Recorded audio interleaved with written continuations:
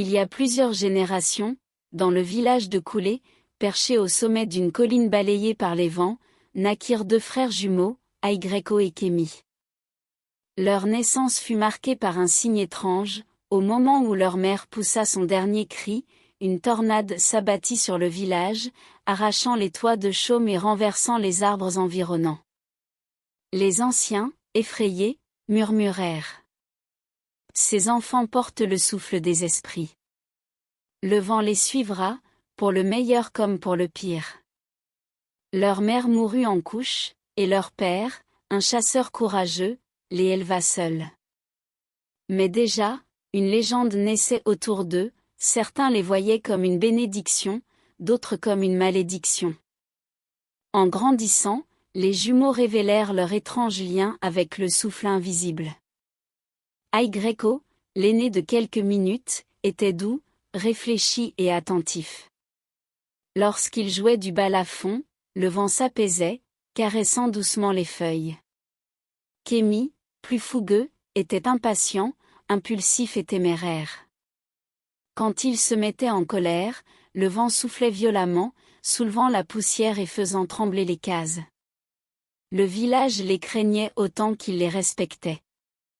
On les appelait les jumeaux du vent. Un soir de pleine lune, le vieux griot du village, Malo, réunit les habitants.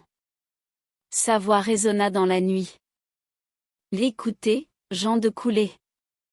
Les jumeaux du vent portent une destinée redoutable. Si leur souffle se sépare, la tempête détruira le village. Mais s'ils s'unissent, ils deviendront les gardiens d'une ère nouvelle.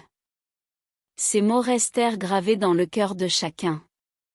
Avec l'âge, les différences entre Aigreco et Kémi se creusèrent. Aigreco aidait les anciens, calmait les disputes et réparait les toits après les tempêtes.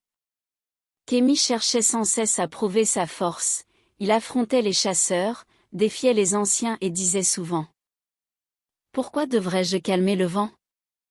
C'est notre arme, notre pouvoir. » Les tensions grandirent, et bientôt, le village se divisa, certains soutenaient Aigreco, d'autres admiraient la fougue de Kémi. Un jour, une terrible sécheresse frappa la région.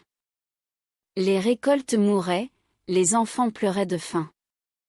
Le griot déclara : « Seuls les jumeaux du vent peuvent ramener la pluie.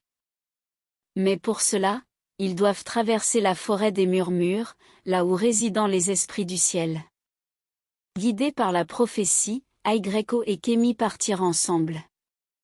La forêt était un labyrinthe d'arbres noueux, où chaque pas semblait éveiller des voix invisibles.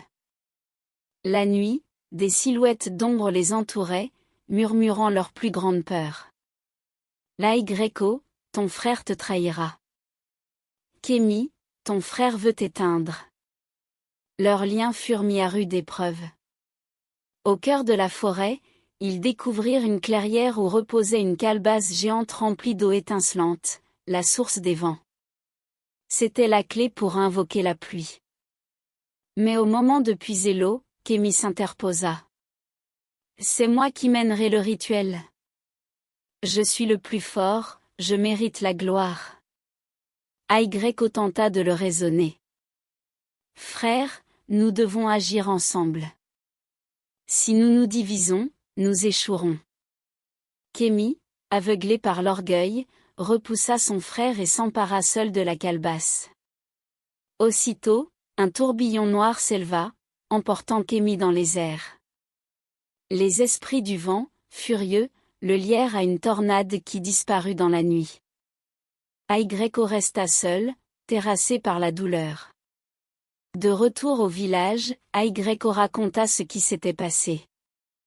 Mais beaucoup l'accusèrent. « Tu as sacrifié ton frère par jalousie. » Rejeté, il continua néanmoins à protéger le village. Il calmait les tempêtes, guidait les chasseurs, consolait les veuves. Mais dans son cœur, une blessure profonde persistait, il avait perdu son jumeau, et avec lui, une partie de son âme. Des années passèrent. Un soir d'orage, une tornade gigantesque descendit de la colline. Au centre du tourbillon apparut une silhouette familière, Kémy, son frère, désormais métamorphosé. Ses yeux étaient deux tourbillons blancs, son corps semblait tissé de vent et de foudre. Sa voix résonnait comme un ouragan. L'Y.O. Tu m'as laissé aux esprits, et ils m'ont fait leur enfant. Désormais, je suis le maître des tempêtes, et je détruirai ce village qui m'a rejeté. Le combat des jumeaux commença. Y.O, armé seulement de son balafon, invoqua le vent doux et apaisant. Ses notes calmaient les rafales, réchauffaient les cœurs. Kémy, en revanche, déchaînait éclairs et ouragans, renversant les arbres, détruisant les toits. Le ciel s'embrasa, deux vents contraires s'affrontaient, l'un de paix, l'autre de colère. Le village tremblait sous leur puissance. Au moment où tout semblait perdu, Y.O déposa son balafon et s'avança sans armes vers son frère. Le vent le fouettait, mais il continua à marcher. Il cria. Kémy. Nous sommes deux souffles d'un même corps. Si tu me détruis, tu te détruiras aussi. Mais si tu te rappelles, nous pouvons encore devenir unis. Pendant un instant, les yeux de Kémy vacillèrent. Derrière la tempête, il retrouva le souvenir de leur enfance, deux frères riant ensemble au sommet de la colline. Kémy hurla, pris entre rage et douleur. Finalement, dans un dernier souffle, il se jeta dans les bras de son frère. La tornade explosa en une pluie abondante qui arrosa la terre assoiffée. Quand le calme revint, il ne restait plus qu'Y.O, agenouillé sous la pluie, tenant le tambour brisé de son enfance. Kémy avait disparu, absorbé dans le souffle du vent. Mais désormais, chaque fois qu'une brise légère passait sur le village, Y.O souriait, il savait que son frère n'était pas perdu, mais devenu l'esprit protecteur du vent. L'histoire des jumeaux du vent enseigne que la force sans maîtrise mène à la destruction.